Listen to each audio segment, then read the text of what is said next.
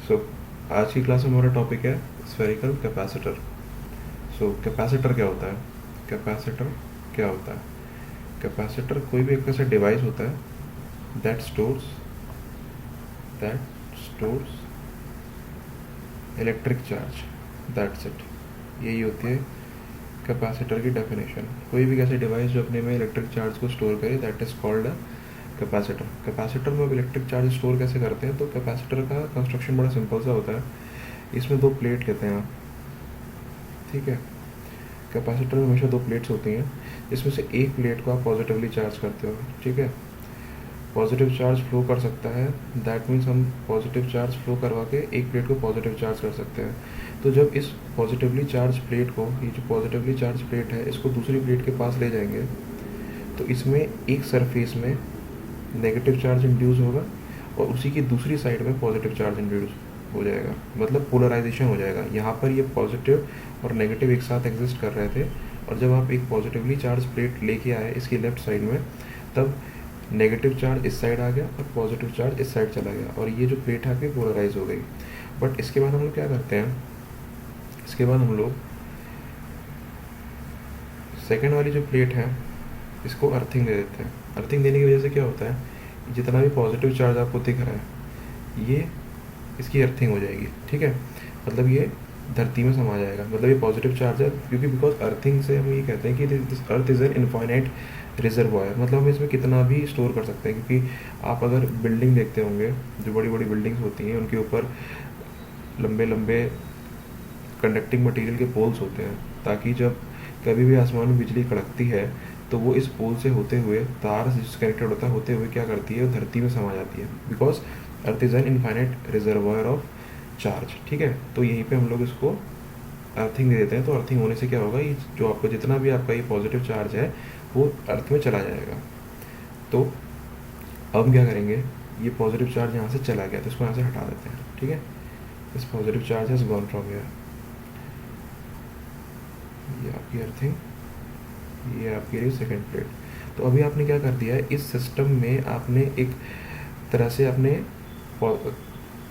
Electric field की form में charge को स्टोर कर दिया है। इस प्लेट पे आपका पॉजिटिव चार्ज है, इस प्लेट पे आपका नेगेटिव चार्ज है, और ऑब्वियस सी बात है एक पे पॉजिटिव होगा एक पे नेगेटिव होगा, तो बीच में कुछ इलेक्ट्रिक फील्ड ई एग्जिस्ट करेगी, और इसी इलेक्ट्रिक फील्ड की फॉर्म में आपकी कैपेसिटर में एनर्जी स्टोर होती है। खैर फिलहाल अभी मैं चार्ज स्टोर करने की बात कर रहा था, हम चार्ज पे स्टिक करेंगे।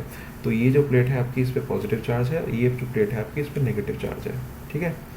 अब ये तो था बेसिक सा फंडा यहाँ पे ये जानने का कि कैपेसिटर होता क्या है। तो इस तरह से कैपेसिटर अपने आप में चार्ज को स्टोर करता है।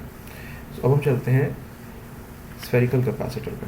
जिस तरह से यहाँ पर जो प्लेट है आपकी वो स्क्वायर या रेक्टेंगुलर फॉर्म में थी, यहाँ पर स्फेरिकल कैपेसिटर में एज द नेम सजेस्ट जो प्लेट होंगी आपकी वो स्फीयर फॉर्म में होंगी। इसका एग्जांपल मैं यहाँ पे लेके आता हूँ। ये जो आपका कैपेसिटर है, ये मैंने एक छोटा सा डायग्राम बनाया जो कि छोटा नहीं है, थोड़ा छोटा कर लेते हैं, ठीक है। तो ये जो है आपका दो कंडक्टिंग प्लेट्स हैं जो कि कोइंसेंट्रिक है, मतलब इनका जो सेंटर है वो सेम है, ठीक है। They are lying at the same centre, ठीक है। अब यहाँ से ये जो अंदर वाली प्लेट है इसकी रेडियस अगर हम ए मान लेते हैं, और जो बाहर वाली प्लेट है इसकी रेडियस हम लोग बी मान लेते हैं। तो यहाँ पर हम क्या करेंगे, ये जो अंदर वाली प्लेट है, अंदर वाली प्लेट पे अगर हम मान लेते हैं हमने पॉजिटिव चार्ज दे दिया, मतलब उसी तरह से फंडा है जो मैंने आपको थोड़ी देर पहले समझाया है कि प्लेट्स की हम चार्जिंग कैसे करते हैं कैपेसिटर में। एक प्लेट को हम लोग पॉजिटिव चार्ज दे देते हैं। अब क्या होगा, इस जो दूसरी वाली प्लेट है, दूसरी वाली प्लेट में एक साइड नेगेटिव चार्ज आएगा, ये अंदर की साइड, और बाहर की साइड में क्या आएगा, पॉजिटिव चार्ज आएगा। ये मान लो बाहर का साइड में पॉजिटिव चार्ज है, पूरे उसमें नहीं बना रहा हूँ मैं। और यहाँ पर आप अर्थिंग कर दोगे इसकी, ठीक है। यहाँ पर आप इसकी अर्थिंग कर दोगे, और अर्थिंग होने की वजह से क्या होगा, ये पॉजिटिव चार्ज चला जाएगा, this positive charge will vanish, ठीक है। अर्थिंग का डायग्राम हटा दिया मैंने, तो इसको करेक्ट कर रखते हैं यहाँ पे, ठीक है। तो एक तरह से क्या हो गया, अब आपका यहाँ पे ये जो फिगर है आपका, इस फिगर में आपका चार्ज स्टोर हो चुका है। एक प्लेट पे आपका, प्लेट ए पे जिसकी रेडियस ए है उस पर पॉजिटिव चार्ज स्टोर है, और जो आपकी प्लेट बी है उस पर आपका नेगेटिव चार्ज स्टोर है।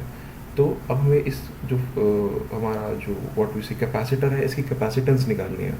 सो कैपेसिटेंस का बेसिक फार्मूला क्या होता है? Charge upon potential difference. मतलब कितना चार्ज देके कितने कम या कितने ज़्यादा पोटेंशियल डिफरेंस पे आप उस चार्ज को स्टोर कर पा रहे हो, वो उस कैपेसिटर की कैपेसिटेंस होती है। अगर चार्ज ज़्यादा स्टोर कर पा रहे हो कम पोटेंशियल डिफरेंस पे, दैट मीन्स आपकी कैपेसिटेंस ज़्यादा है, वो कैपेसिटर अच्छा है। लेकिन अगर आप चार्ज कम स्टोर कर पा रहे हो और आपका पोटेंशियल डिफरेंस ज़्यादा बढ़ जा रहा है आपकी प्लेट्स के बीच का, दैट मीन्स वो कैपेसिटर की कैपेसिटेंस ख़राब है। ये मतलब है इस फॉर्मूला जो होता है C is equals to Q by V का, देख के फील आना चाहिए कि what is the meaning of this capacitance. तो यहाँ पे हम लोगों ने आप फॉर्मूला देखा, capacitance is equals to charge upon potential difference. अब यहाँ पर हमें चार्ज तो पता है, अगर हमने अंदर वाली प्लेट को प्लस क्यू चार्ज दे दिया है तो अब हमें ये निकालना है कि इन दोनों प्लेट्स के बीच का, मतलब प्लेट जिसकी रेडियस ए है और प्लेट जिसकी रेडियस बी है, इसके बीच का पोटेंशियल डिफरेंस क्या होगा। तो इस तरह के क्वेश्चंस में हम लोग क्या करते हैं, देखो इस तरह के क्वेश्चंस को सॉल्व करने का, चाहे वो पैरेलल प्लेट कैपेसिटर हो, चाहे वो स्फेरिकल कैपेसिटर हो या सिलेंड्रिकल कैपेसिटर हो या किसी और तरीके का कैपेसिटर हो, उसमें 4 स्टेप होते हैं। पहला step basic step C equals to Q upon B. दूसरा स्टेप होता है हमें V निकालना है, और V निकालने के लिए हम यूज़ करते हैं इस वाली इक्वेशन का कि आपका जो इलेक्ट्रिक फील्ड होती है that is equals to potential gradient dV by dr minus, यहाँ पे माइनस सिर्फ ये दिखाता है कि जिस डायरेक्शन में आपका ग्रेडियंट घटता है उसी डायरेक्शन में आपकी इलेक्ट्रिक फील्ड बढ़ती है। तो इसलिए मैं यहाँ पे माइनस के साइन को हटा देता हूँ, क्योंकि मुझे इस चीज़ से कोई मतलब नहीं है कि किसके बढ़ने से क्या घट रहा है, बस मुझे सिंपल ही निकालना है कि V क्या है। अब आप पूछोगे यहाँ पे V कहाँ निकल रहा है, तो हाँ V निकल रहा है। आप इसको रीअरेंज कर दो, dV is equals to E times dr, ठीक है। तो यहाँ पे आप इंटीग्रेट कर दोगे तो आपका V क्या आ जाएगा, integration of E dot dr। और dr कहाँ से कहाँ वेरी कर रहा है, यहाँ पे A से, देख रहे हो A से B तक वेरी कर रहा है आपका, तो ये हो जाएगा A से B। ये दूसरी कंडीशन होती है, मतलब पहली में equal to C is equals to Q upon V होता है, दूसरे में होता है आपको V निकालना होता है।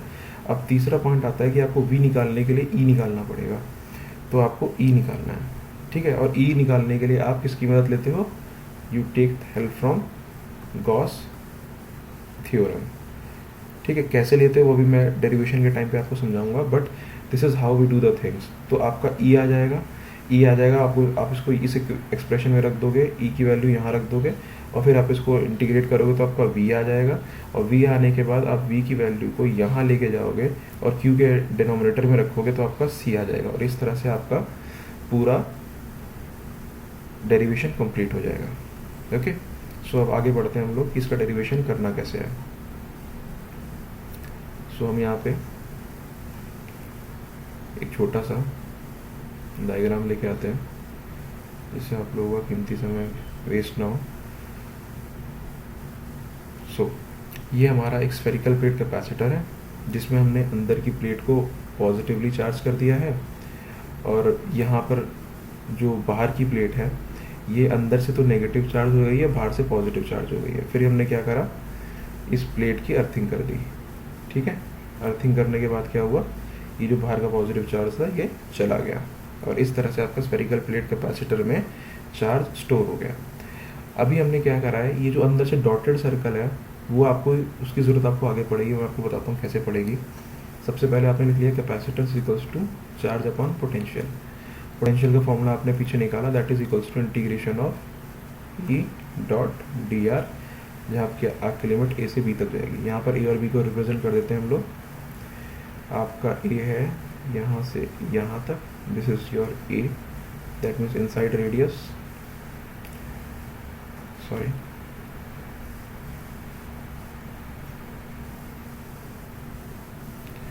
This is your inside radius A, and outside radius आपकी क्या हो जाएगी, मतलब radius of your bigger sphere या सेकेंड स्फेरिकल प्लेट, उसकी रेडियस आपकी हो जाएगी B, ठीक है। तो ये यहाँ पर आपका A से B तक वेरी कर रहा है, इतना आपको पता है। अब आपको इलेक्ट्रिक फील्ड निकालनी है गॉस थ्योरम से, मैंने बोला था आपको इलेक्ट्रिक फील्ड निकालनी है गॉस थ्योरम से। तो हम लोग कैसे निकालते हैं गॉस थ्योरम से इलेक्ट्रिक फील्ड। गॉस थ्योरम से इलेक्ट्रिक फील्ड निकालने का सिंपल सा तरीका ये है कि आपको जो इलेक्ट्रिक फ्लक्स होता है ना, उसकी 2 डेफिनेशंस होती हैं आपके पास, ठीक है। 2 डेफिनेशंस होती हैं। तो उसमें एक डेफिनेशन को जब आप दूसरी डेफिनेशन के बराबर रखते हो ना, तो आपकी इलेक्ट्रिक फील्ड की वैल्यू आ जाती है। ठीक है, आप ये चीज़ कॉन्सेप्ट को याद रखोगे ना, तो आपकी इलेक्ट्रिक फील्ड को निकालने में किसी भी सरफेस के लिए वो आपको हेल्प करेगी। तो पहला फंडा क्या होता है कि जो इलेक्ट्रिक फ्लक्स होती है that is equal to the charge enclosed inside the Gaussian surface upon epsilon naught. पहला स्टेटमेंट ये होता है। दूसरा क्या होता है, इलेक्ट्रिक फ्लक्स जो हो जाएगा आपका ई टाइम्स आपका एरिया होता है। तो यहाँ पे एरिया क्या हो जाएगा आपके स्फीयर का, तो हम यहाँ पर जनरलाइज, क्योंकि हमें किसी भी पॉइंट आर पे निकालना है। ठीक है, तो यहाँ पर जो एरिया हो जाएगा आपके स्फीयर का, जैसे ये है, तो ये आपका आर रेडियस पे है, और यही जो आर है आपका ए से बी के बीच में वेरी करेगा। तो इस जो ये स्फीयर है, डॉटेड स्फीयर है, इसका एरिया कितना हो जाएगा 4πr², simple geometry. So this is how the flux is found out in the second case. ठीक है, अब हम इन दोनों को इक्वेट कर देते हैं। Q अपॉन एप्सिलॉन नॉट बराबर हो जाएगा E टाइम्स 4πr²। तो यहाँ से आपकी इलेक्ट्रिक फील्ड जो कि आपको निकालनी है वो हो जाएगी Q अपॉन 4πε0r²। ये फॉर्मूला आपको जाना पहचाना सा लग रहा होगा। ठीक है, तो electric field of a sphere at a distance due to a charged sphere at a distance r is given by Q upon 4πε0r²। अब बस आप इसी इलेक्ट्रिक फील्ड के फॉर्मूले को यहाँ पर पंप इन कर दो। कहाँ पर, इस इक्वेशन में। तो हम बाकी सब डिलीट कर देते हैं जिसके थ्रू हमने कैलकुलेट किया था। ओके, अब हमें इलेक्ट्रिक फील्ड का फॉर्मूला यहाँ रखना है। So is equals to integration of Q upon 4πε0r² dr from A to B। ठीक है, अब यहाँ पे कांस्टेंट क्या क्या है, आप बताओ कांस्टेंट क्या क्या है। यहाँ पे चार्ज कांस्टेंट है जो हमने स्फीयर में दिया है, 4 कांस्टेंट है, पाई कांस्टेंट है, एप्सिलॉन नॉट कांस्टेंट है। तो ये चीज़ें आपकी बाहर आ जाएंगी यहाँ से। तो वो हो जाएगा आपका Q अपॉन 4πε0 इंटीग्रेशन r की पावर, इसको -2 लिख देते हैं, dr, जहाँ पे r वेरी कर रहा है a से लेके b तक। अब इसकी ज़रूरत है नहीं हमको यहाँ पे। सो इसको हम आगे सॉल्व करते हैं। सो आपने क्या करा, ये Q का आपके पास ये पोटेंशियल डिफरेंस का फॉर्मूला आ गया है।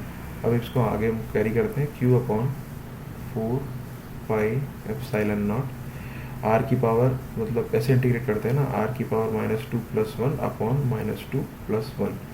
लिमिट कहाँ से कहाँ तक, a से लेके b तक। तो ये क्या बन जाएगा आपका r की पावर -1 अपॉन -1। लिमिट क्या हो जाएगा, a से लेके b तक।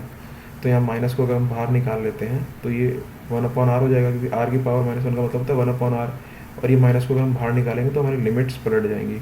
जो a से b तक था अब वो b से a तक हो जाएगा, b से a तक हो जाएगा। तो ये क्या चीज़ हो जाएगी आपकी, Q upon 4πε0 1/a minus 1/b।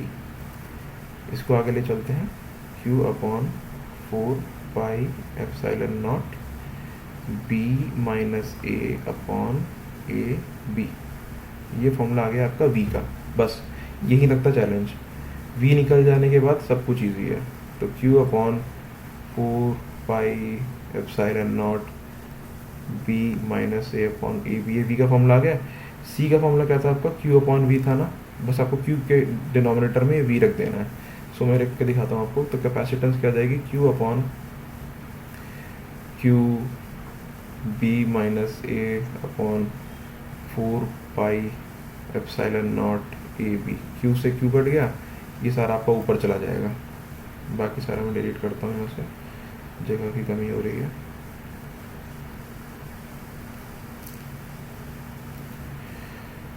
सो अब कैपेसिटेंस का फॉर्मूला हो गया है आपका 4πε0 ए बी अपॉन बी, जो कि बड़ी रेडियस है, माइनस a। तो ये होती है कैपेसिटेंस आपकी एक स्फेरिकल प्लेट कैपेसिटर की। ठीक है, वैसे जो कैपेसिटेंस होती है एक सिंपल स्फीयर की जो कि चार्ज्ड होता है, ठीक है, उसकी कैपेसिटेंस क्या होती है, that is equals to 4 pi epsilon naught times उसकी जो रेडियस है। ठीक है, जो भी स्फीयर की रेडियस है उसकी कैपेसिटेंस ये होती है। ठीक है, अभी मान लेते, और यहाँ पे इस केस में क्या है, अगर यहाँ पे चलो इसकी रेडियस को ए मान लेते हैं ना, ए मान लेते हैं, तो 4 पाई एप्सिलॉन नॉट ए है। लेकिन अभी इसके आगे अगर हम एक और स्फीयर लगा देते हैं चार्ज जिसकी रेडियस बी है, तो वो उसकी कैपेसिटेंस आपने निकाली है, वो है 4 pi epsilon naught A B upon B minus A. और सिंपल मैथ से आप ये जान सकते हो कि आपकी जो वैल्यू होती है ए बी, जहाँ पे बी ए से बड़ा है, upon B minus A is greater than A. ठीक है, तो इसी वजह से जो होता है आपकी जो कैपेसिटेंस होती है of A spherical plate capacitor increases by this factor. ठीक है, जो चीज़ देखो 4 पाई एप्सिलॉन नॉट यहाँ पे कांस्टेंट था, यहाँ पर ए की जगह आ गया है A B upon B minus A. तो यही फ़ायदा होता है जब आप एक स्फेरिकल प्लेट कैपेसिटर बनाते हो, क्योंकि कैपेसिटेंस तो देखो इसकी भी है, एक एक एक स्फीयर की भी है, बट इसको बढ़ाने के लिए आप क्या करते हो, एक और दूसरा स्फीयर लगाते हो और इनको कुछ डिस्टेंस पे रखते हो, चार्ज करते हो। किस तरह से करते हो मैंने आपको बता दिया। उसके बाद ये चार्ज होने के बाद इसकी कैपेसिटेंस का फॉर्मूला ये आता है, और इस फैक्टर से ये ज़्यादा होता है। ठीक है, सो आई होप आपको ये चीज़ अच्छे से समझ में आ गई होगी। अगर आपको कोई भी डाउट हो तो please make sure you drop those doubts in comment section, and मैं उनका जवाब ज़रूर दूंगा। Thank you.